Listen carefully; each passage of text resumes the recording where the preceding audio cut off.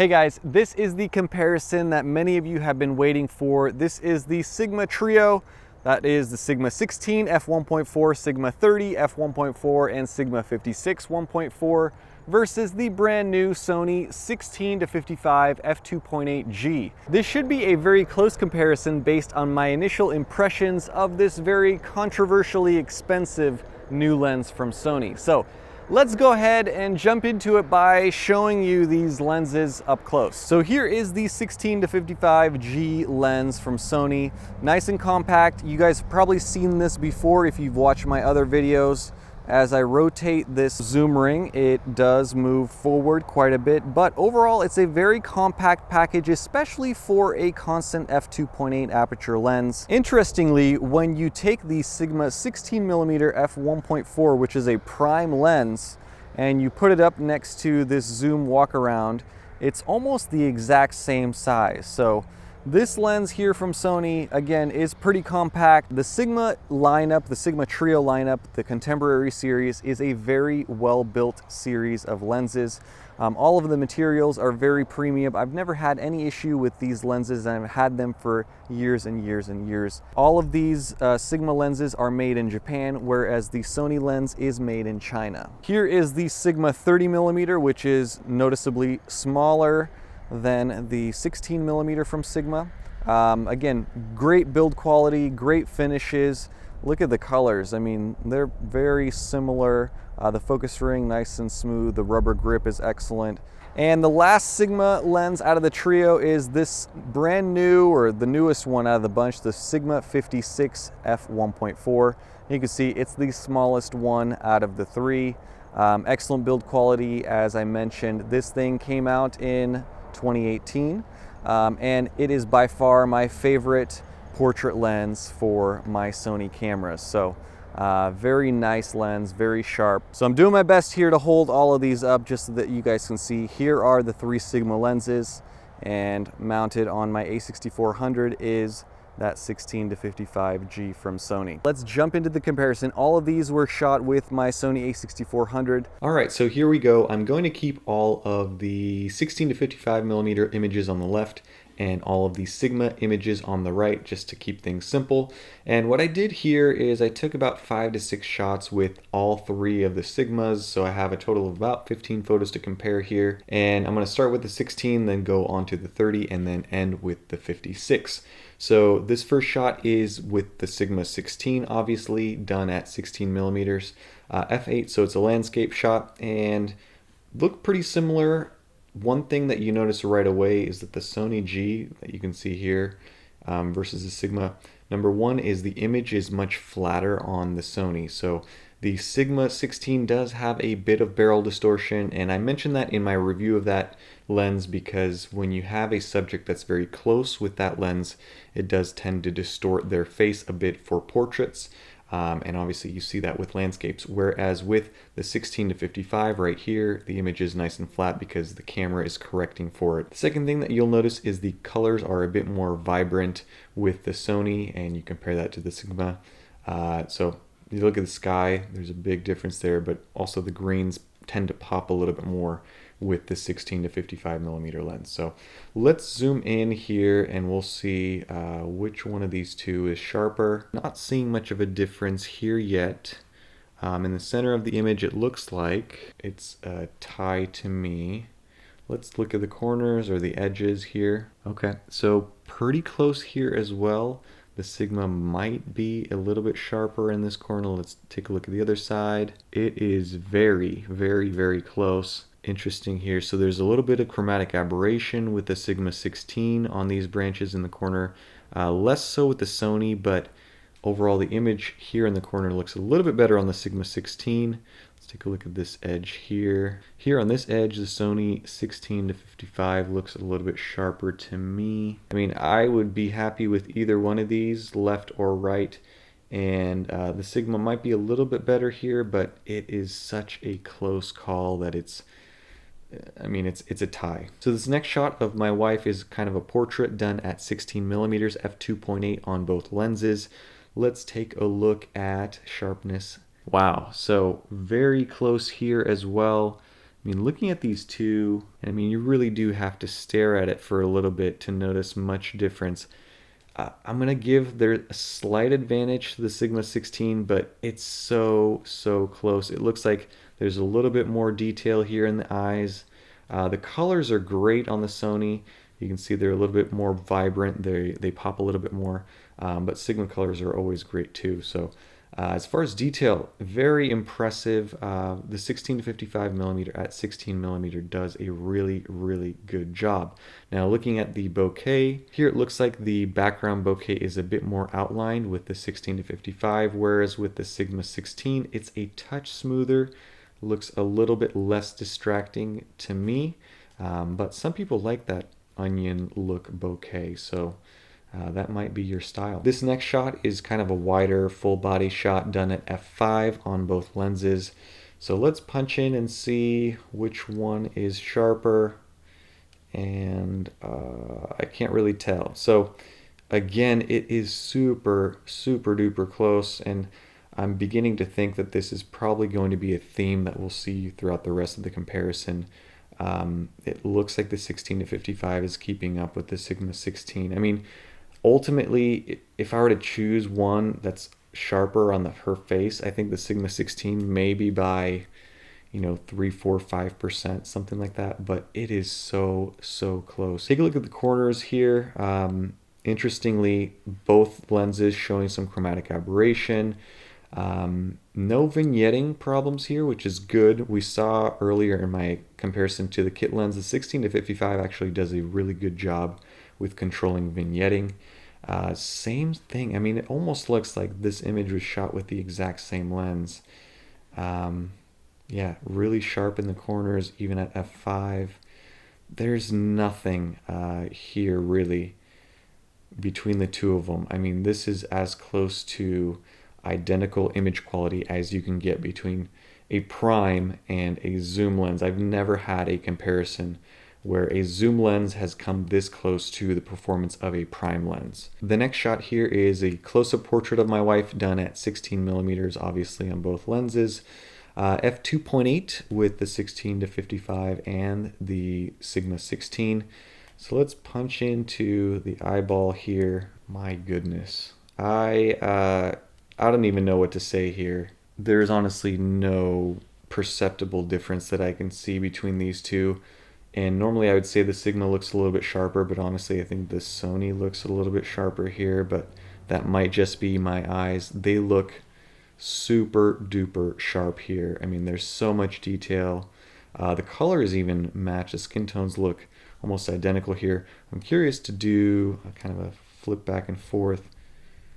So you'll see that the background looks like it's drawn in a little bit more with the Sigma 16 because it does have a little bit of barrel distortion. If you switch back over to the Sony 16 to 55, it looks like a much flatter image because that barrel distortion is taken care of in the camera. Now, just for fun, I decided to shoot the Sigma lens at f1.4, so wide open, kind of aperture priority settings if you're trying to match these two.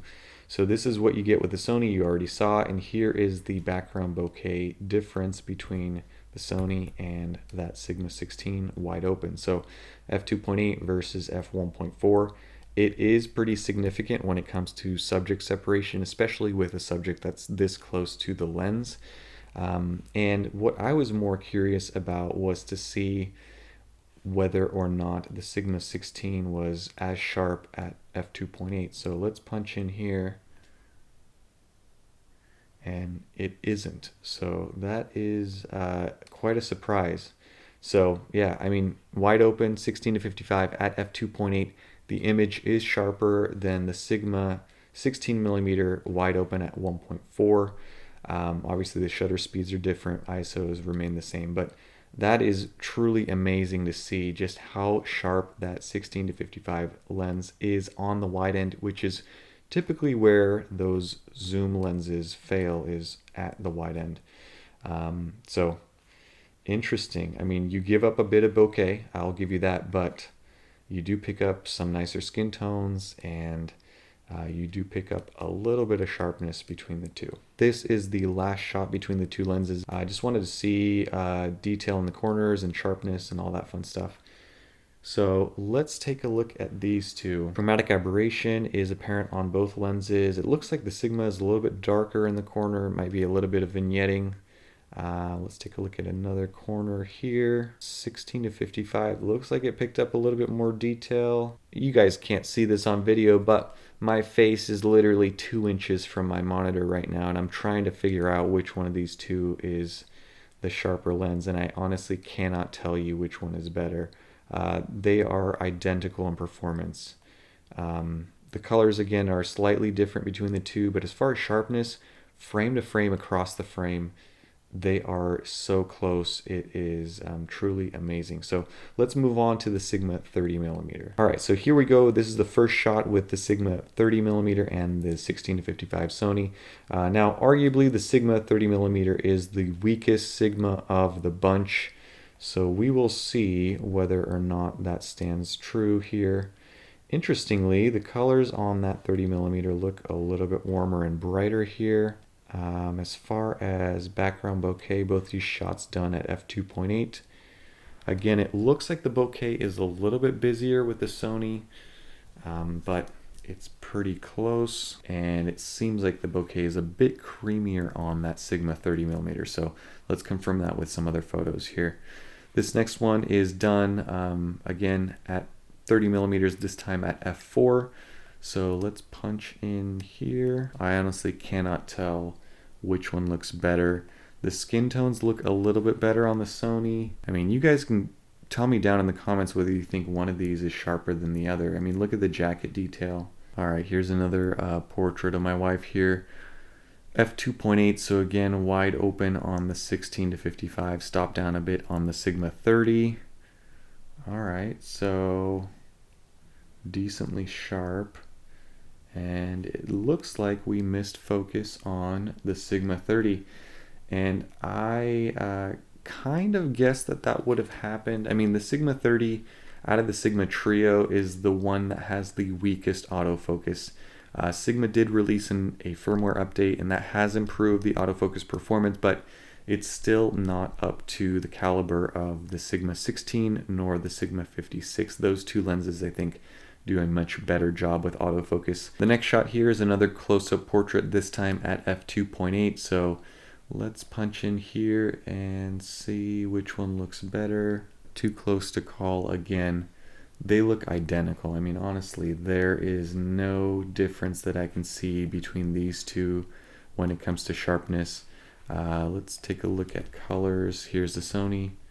Here's a Sigma. Both look great. Just for fun, I did shoot the Sigma 30mm wide open with this shot, and just wanted to compare what f2.8 versus f1.4 will do at 30mm. Now, we'll see which one looks sharper. So I think, again, the Sony at f2.8 and 30mm looks sharper than the Sigma 30mm wide open at f1.4. Let's take a look at the background bokeh. Obviously, there is an improvement at f1.4, and if you look at both of them side by side, here's the Sony, here's the Sigma. There's much more subject separation with the Sigma. It's not as sharp on the eye, but dang, this photo looks really good. I think the whole time that we were shooting these samples, out of all of the shots, this was by far my favorite one, which is interesting because I shot it with arguably the worst lens in the group, the Sigma 30mm. My wife did a really good job modeling in this shot here. So my favorite image right there, I think, from the whole set. All right, so let's move on to the Sigma 56mm, the last lens out of the Sigma trio, the most recent one. So I'm gonna zoom in here. The eye autofocus actually latched onto my little boy's eyes. Again, it's super duper close. I'd have to say the Sigma 56 looks a touch sharper when you look at the eyeballs. Sigma 56 has really good colors. So this is, I mean, a slight win for the Sigma 56. It's one of my favorite lenses out there. It does a really, really good job. But you see just how good that 16 to 55mm walk around lens is on the telephoto side. Again, Something that a lot of these fast walk around lenses are not good at are those extreme focal lengths. So this next one is again done at f2.8 on both lenses, so the way that you would use them for portrait work. If you look at these two one at a time, the Sigma 56 for some reason gives me better colors here, which is interesting because with the 16mm and the 30mm, I think the Sony 16-55 had better colors, but here Sigma 56 colors are really amazing. Let's put them back side by side and punch in and see which one is sharper though. Pretty easy win for the Sigma 56. The 16-55 is close. It's a decent image, but it's not as sharp here on the eyes. A little bit more detail with the Sigma 56 and the colors are better. And let's take a look at the background bokeh. Pretty close here, a little bit smoother with the Sigma. So I'd say this is a victory for the Sigma. This next shot is also at f2.8 of my wife. Let's punch in here and see if we can tell. So we got a lot of light reflecting onto her face. All right, so take a look at just kind of the skin under the eye here. Quite a bit more detail here with the Sigma 56. So I have to hand this one to the Sigma 56. This next shot is done at f4 on both lenses. Let's punch in here and see if we can tell much of a difference. It's hard to tell here. I'd say this is more of a tie at f4 between these two. Maybe the Sigma 56 still has a little bit more detail. Colors also are a little bit warmer here. Let's take a look at the background bokeh at f4. Not much differentiating these two shots at all. So moving on to this next landscape, this one is done at f8 on both lenses. So let's punch in and see which one gives us a bit more detail. So there's a sign here, it says second. Yeah, I mean, it's so close. It's not like either lens is going to let you read a license plate from this distance. And taking a look at the corners, bit of chromatic aberration here. It's not crystal sharp on either lens. Take a look at this bottom corner here, this bush. Sigma 56 does a little bit better. Top right, let's see. Again, Sigma 56 might be a little bit better, but it's so close. I mean, take a look at that. You guys tell me down in the comments which one looks better. That is almost too close to call as well. Last two shots I actually took handheld. Our little boy, he moves around quite a bit, so it's not the easiest thing in the world to nail a sharp photo, but it looks pretty good on that 16-55. It looks a little bit better on the Sigma 56. So yeah, that is an interesting result. Take a look at the background. Nice and creamy on both. If I had to pick a winner though, the Sigma has the better bokeh overall. So for portraits, honestly, you cannot get a better lens for your crop sensor Sony than that Sigma 56.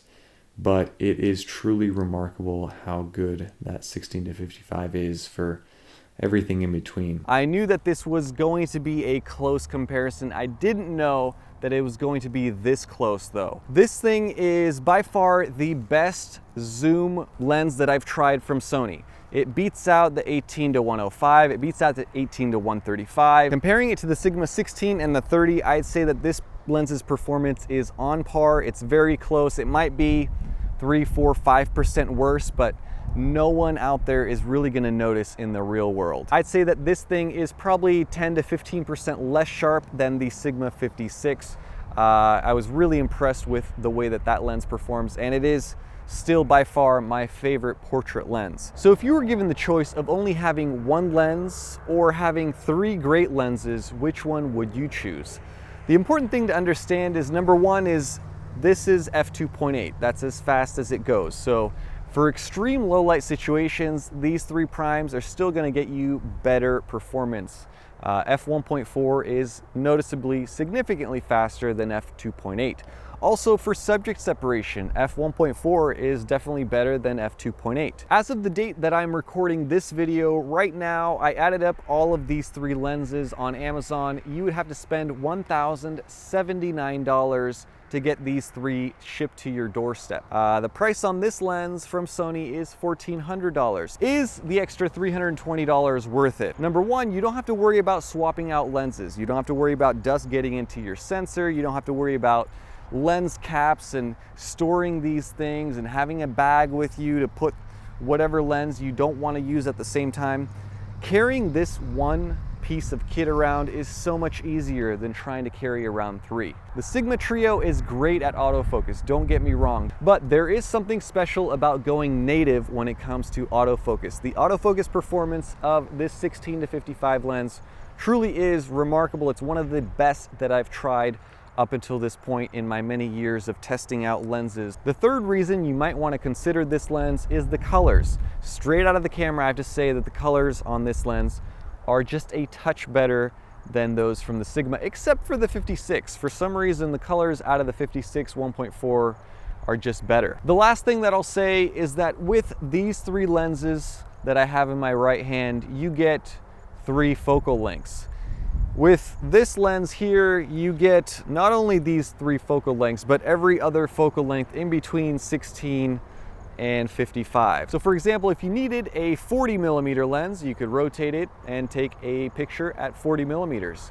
And I've tested this thing at 40mm, it's sharp. At 25, it's sharp. At 24, it's sharp. It is very sharp all throughout the focal range. If you own 1 or 2 or all 3 of these Sigma lenses and you're thinking about quote unquote upgrading to the Sony 16-55, I would say it's not really an upgrade. What you're getting with this is you're getting the convenience of having all of these focal lengths and more in a compact package, but as far as sharpness, you're getting basically the exact same performance, which is really, really good. So that is going to be it for my comparison between these 3 lenses and this brand new one from Sony. Let me know down in the comments what you guys thought of these side-by-side photos and what your overall impressions are now that you've seen this thing put up against what I consider to be the best of the best for the Sony E-mount system, at least on the APS-C sides. If you are not yet subscribed and you own a Sony APS-C camera, what are you doing? Get subscribed. Thank you guys for watching. As always, I will post links down below if you guys are interested in buying any one of these lenses. I would highly recommend all 4 of them, although it might be a bit redundant to own all 4. So thank you guys once again. Have a great day, and I'll see you in the next one. Bye-bye.